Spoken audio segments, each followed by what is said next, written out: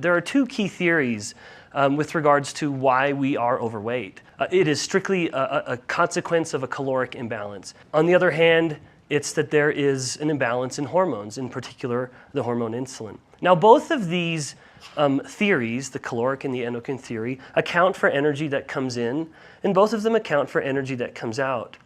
And on the caloric side, however, it's just as simple as that. You use it or you store it, and if you're taking in more than you're using, well, then the outcome is as you'd expect. The organism is taking in more energy, and in the case of the human, we're getting fatter. On the endocrine side, it's slightly more complicated. It assumes that we are not perfect thermodynamic machines. Energy must be told what to do, like a naughty little kid. And in this case, among many hormones, insulin really does stand above the rest. And when insulin is elevated over normal sort of baseline homeostatic levels, insulin will tell the system, tell the adipocyte specifically, expand the influx of energy and reduce the efflux of energy. And as you would expect, the system gets bigger on that side as well. When insulin is elevated above normal, it tells the system, expand the influx of energy and reduce the efflux of energy. Thus, the system gets bigger. There is some overlap insofar as both of them have to account for calories. And so there's some overlap, and many people would be willing to admit that degree of overlap.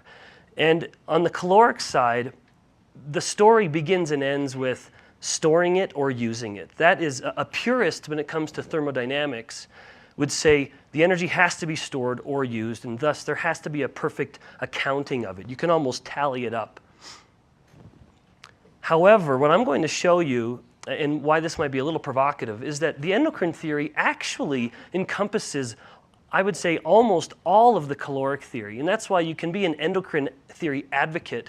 And really, what I'm going to show you is have some wonderful defense against someone who tries to beat you over the head with the idea that it's just a pure numbers game. It's not really. But as the caloric theory is somewhat encompassed in the endocrine theory, that means the endocrine theory has to, in and of itself, account for some storage and usage of energy. And it does, as I'll show you.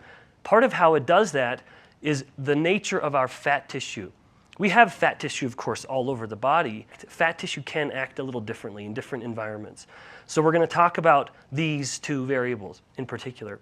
And when we talk about the nature of fat tissue, I'm going to show you how the endocrine theory substantially changes how energy is used. So here are the players. I'm telling you a story.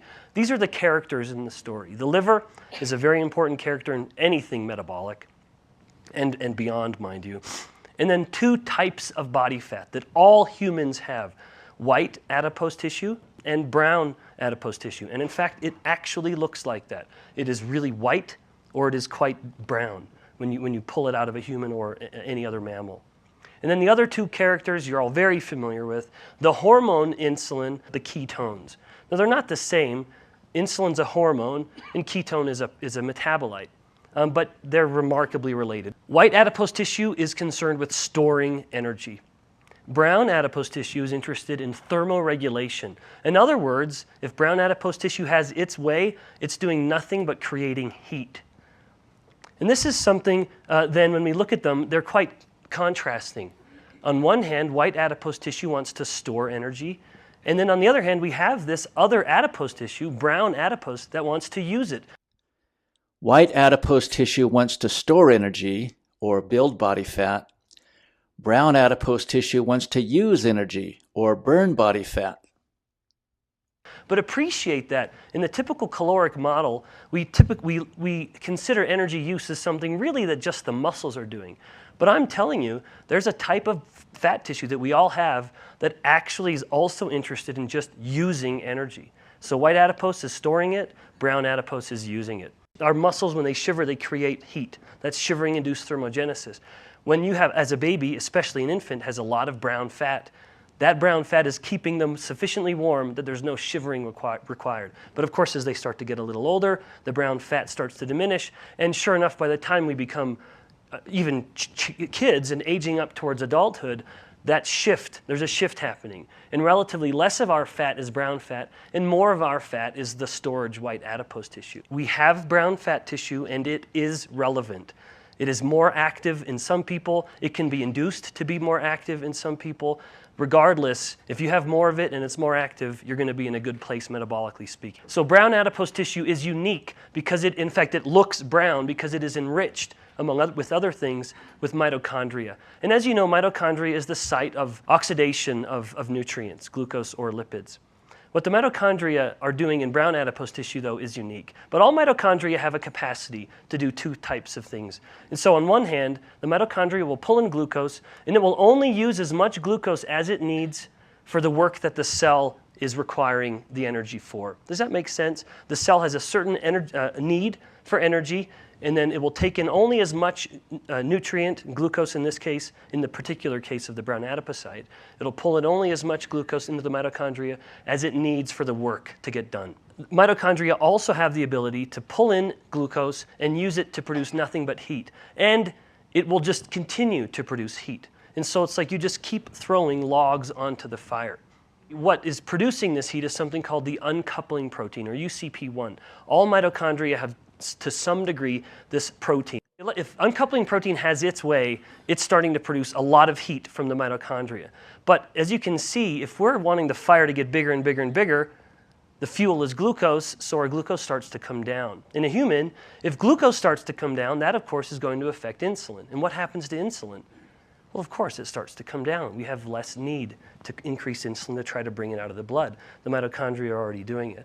And this overall series of events, more uncoupling protein in mitochondria, resulting in this subtle increase in heat, sometimes imperceptible, mind you, in the body, but this results in a reduction in blood glucose because we have a sink, we have a place to dump the glucose, a reduction in insulin, and overall creating a very metabolically favorable milieu. The body is becoming less resistant to obesity and more resistant to diabetes and conditions of insulin resistance. So back to the liver. The liver is a site of tremendous flux, converting nutrients into other nutrients. And at the heart of this is the molecule acetyl-CoA. And again, you've already seen this if you hadn't seen it before. Acetyl-CoA is at the branch point of many, many nutrients. Nutrients turning into acetyl-CoA or acetyl-CoA turning into nutrients. All of them, amino acids, glucose, fatty acids. In the case of what the liver is going to do with acetyl-CoA, liver is going to dictate that in a large way. There are other hormones that come into play, but insulin stands, again, above the rest. Now, as a reminder, acetyl-CoA is a metabolite of the breakdown of both fats and glucose. So just keep that in mind. If insulin is high, it wants to turn acetyl-CoA into lipid. So whatever source the acetyl-CoA was, or wherever we got that from, if insulin is up, it's activating an overall series of events that is pushing acetyl-CoA into lipogenesis, creating new fats from the liver.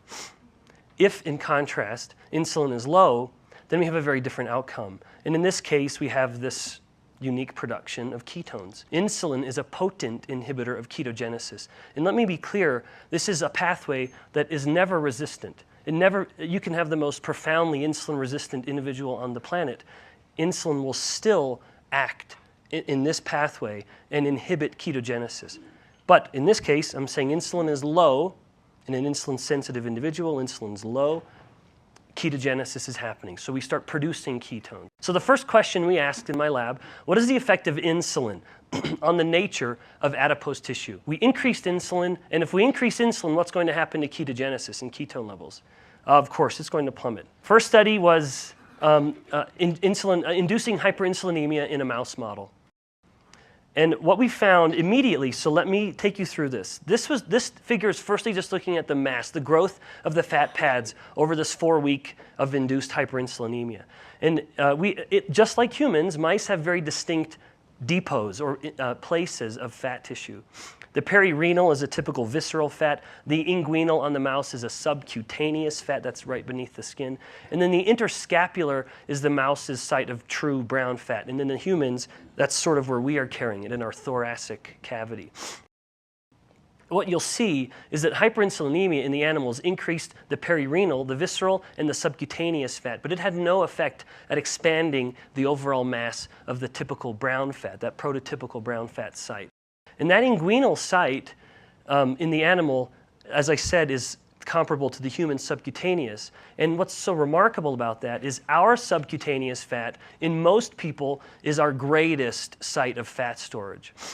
And in humans, our subcutaneous fat, as you can see from the study, that subcutaneous fat that is classically considered white can in fact start to shift over to be more brown and thus more metabolically active as it starts chewing through glucose to just produce heat. So it's increasing the degree to which the mitochondria are uncoupled. It's pulling apart the need to use energy just for the sake of getting work done. Now, then we looked at what insulin was doing to the actual effect, to the mitochondrial physiology. And so in this case, I'll just simply state these two figures that you see on top and bottom in the middle of the screen. This is us actually looking at the rate at which the mitochondria are using oxygen.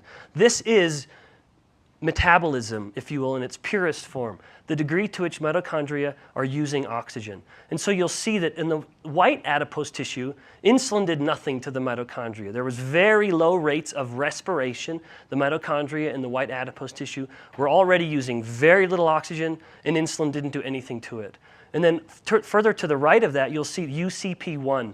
This is us actually measuring the amount of that UCP1 protein. And you'll see that it's a big blank space all across. There was no effect. It was already very little or almost undetectable, and insulin didn't do anything to it, good or bad, from what we could tell. In contrast, when we looked at what insulin was doing to brown adipose tissue, we saw, as you can see, the black bars compared to the white bars in that bottom figure, insulin brought down the degree to which the mitochondria are using oxygen. And this was in brown fat tissue. This is a tissue that is designed to have a high rate of mitochondrial respiration. And if you look a little further, you'll see the first two in uncoupling of the UCP1. The animals that just got the PBS injections, that's just a control, a saline solution. They had high levels of uncoupling protein in their brown fat. And then as you go over to the right a little bit, you'll see that is greatly dropped. The uncoupling protein was just plummeted in the brown fat tissue in these hyperinsulinemic animals. Then we looked at the actual metabolic rate. We put the animals in metabolic chambers and measured what's called indirect calorimetry. And we found that over 4 weeks, that at the beginning both animals had comparable levels of respiration rates or of metabolic rate. And then after 4 weeks, the insulin brought that metabolic rate down significantly. This is overall suggesting a shift, that the brown adipose tissue is starting to behave more like white adipose tissue. Thus, we start to see an overall shift where we're promoting an environment, a metabolic environment that is favoring storage and is inhibiting use, all because of insulin. We say, what happens if we increase ketones? And so, and if I want to increase ketones in a mammal, what do I have to do to insulin? I have to flip it around. And we did this one in rats. We put the animals into ketosis with an incredibly high-fat ketogenic diet. And this is a study looking at the consumption of these very extreme versions of macronutrients in humans: pure lard, pure carbohydrate, pure protein. And you'll see what insulin is doing, how the insulin response is in each of these instances. Protein's having a modest effect, increasing, and it would depend on the protein, just like it would depend on the type of carbohydrate. But whereas protein has a modest insulin effect, carbohydrate has a substantial insulin effect. And then you can't even see the insulin effect to lard because it's just humming along at zero. That's why when it is a low-carb, high-fat diet, it's all about keeping insulin low. And you're providing calories to the body, but not sufficient to increase insulin. We pulled the inguinal fat pads, the subcutaneous fat from the rats, and we looked at the mitochondria from the rats. And you'll notice the black bars, the ketogenic diet-fed animals versus the standard chow-fed, the white bars.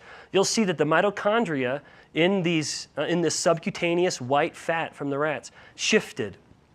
And you see that the mitochondria are acting, they're much more active. They're using much more oxygen. And then if you'll notice on the bottom with that Western blot, it's subtle, it's a little hard to see, but UCP1 started to climb. That it was almost undetectable in the subcutaneous fat of the standard chow-fed rats, and now all of a sudden we start to see it's blossoming, it's growing. The protein is starting to be expressed. And that's likely what's driving this increased rate of respiration in this white fat tissue. Thus, it's shifting the white fat to be more like brown fat. Now, we then went a little further, and this is very recent. We actually grew fat cells in petri dishes, in culture. So we did a cell culture of fat cells to just look, is this happening just at the level of the fat cell, or is it needing to happen in a whole organism? Do we need the interaction of other tissues? So in this case, we grew fat cells across a dish, and we increased the ketones by simply feeding them beta-hydroxybutyrate. Now, mind you, something that's interesting, in any lab that has ever worked with adipocytes knows, you actually can't grow fat cells, you can't turn them into fat cells without insulin. So you're growing these sort of primordial early versions of cells, the fibroblasts, that can have the potential to turn into all kinds of different cells. And we make them turn into fat cells by giving them insulin. So we have to treat them with insulin for a period of time, then we clear the insulin out, and then we started treating them with ketones to see what would happen. And then the control cells just would stay in the normal control medium. And what we find, the black bars, the adipocytes that were fed ketones, not just the standard culture medium, a substantial increase, a doubling of the rate at which these cells are using oxygen. In other words, we are altogether, when ketones are up, fat cells begin shifting their actions. And they now are starting to use more energy in this uncoupled state, and they're less inclined to store energy. The results? When ketones are up, fat cells begin shifting. They burn body fat instead of storing it. So we're shifting. The hormones, because of ketones, because insulin's low, we're starting to shift the use of energy, how the body's using it. And again, this is important for when we are trying to account for calories. I've already shown you now that in the endocrine model, we have this unique use of energy in the form of brown fat, where we are uncoupling the mitochondria just to produce heat, to use glucose just to fuel the fire. But in the case of the endocrine theory of obesity, we have another idea where we have another outlet of energy, and this is, in fact, in the form of ketones themselves. And so if insulin is low in the human body, we are then turning acetyl-CoA into ketones, and then some of these, and remember, where's acetyl-CoA coming from? Appreciate this. It's coming from nutrients like predominantly lipid and carbohydrate. So we are literally taking pieces. If we look at a fat molecule, we've started cutting the fat molecule up into small pieces. And these pieces are acetyl-CoA, and then we convert them into ketones. So we're literally taking pieces of fat, turning it into ketones. And then what do we start doing with it when we're in ketosis? We start breathing it out. And what else do we do? Yes, we start urinating it out. This is happening in a person, depending on the depth of ketosis, 5 to 20 times more than the average individual. So appreciate what that means. We're taking pieces of fat and we're just wasting it to the environment. Can you appreciate what that means? I mean, it's quite remarkable. We're breathing out fat and we're urinating out little pieces of fat. I mean ketones, these little teeny pieces of lipid that have turned into ketones. We are wasting it from the body.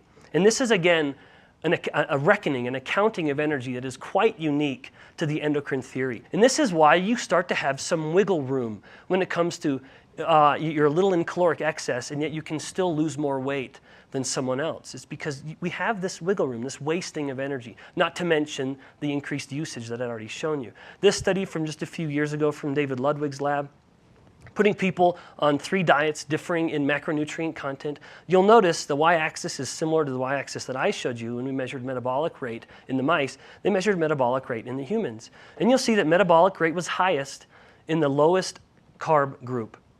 But this was isocaloric, so they're eating the exact same number of calories, and yet their metabolic rate was the highest of all. Perhaps some evidence of increased usage. Increased uncoupling would account for increased oxygen use, which is really what that's measuring when they're looking at metabolic rate. This study is unique. It's interesting, and the title says it all. They put humans into 2 groups. One was the classic low-calorie, so a calorie-restricted, low-fat diet. The other was a calorie-unrestricted, low-carb diet. In other words, it was ad libitum. Eat however much you'd like. Now, what's interesting, in the end, they actually ended up eating about the same. As many of you know, you end up just controlling your appetite anyway. You're not going, it's not always bonanza and you're going crazy. You end up just self-regulating. And that's what happened here. The actual caloric consumption ended up being equal, even though one group was told you can eat as much as you'd like. They lost over twice as much fat mass over the course of this study. But that shouldn't have happened, and even the authors acknowledge this. Because they were eating the same amount of calories and yet one group lost 2.5 times more fat mass, they should have been eating less, but they weren't. And more evidence of this fact that there's some extra usage of energy or some degree of wasting perhaps. Now let's flip it around. Those studies looked at lowering insulin. What happens if we increase insulin? So this study took equal body weight groups, type 2 diabetics, body weight matched with non-diabetics. And that in the original state, the metabolic rate in the type 2 diabetics was higher than the non-diabetics. And that might be for any number of reasons, but least of which could be that their insulin might have been lower than the other overweight non-diabetic. But what happens when you start the type 2 diabetic on insulin therapy? Their metabolic rate starts to significantly drop, and that's what they found. When the type 2 diabetics started insulin therapy, metabolic rate dropped. More evidence that there's some shift going on. And then the last study I want to show you, just as hints that are supporting this overall effect in humans, is this one. And I love this study. So let's just look at it. Don't let it be daunting at first glance. This took type 2 diabetics from month 0 when they were first beginning their insulin therapy. And so let's look at a few key things on this slide. So what's happening to their insulin dose over this 6 months? Do you see what's happening? The overall trend, their insulin dose is climbing. And that's very much reflective of this biological phenomenon that too much of something results in a desensitizing or a downregulation of the sensitivity to that something. In other words, hyperinsulinemia causing insulin resistance. So these type 2 diabetics are becoming more and more insulin resistant throughout the course, in just 6 months, mind you. Now what's happening to their body weight throughout the course? This is only 6 months. And they gain about 20 pounds of fat, and that's actually quite common among type 2 diabetics who begin insulin therapy. So a 20-pound gain. Now lastly, that's interesting so far, but what happens to the amount of food they're eating, or at least reporting? It's going down. So one of these variables, insulin dose or caloric consumption, is matching the overall change in body weight. Again, there are 2 theories of why we get fat, the caloric and the endocrine theory. And very much among both of them, there's this insistence that energy must be stored or used. But in the case of the endocrine theory, which encompasses both of those, there's also that third option that we have to consider, which is energy can be wasted. Not wasted in a universal context, but in the human context, wasted from our bodies.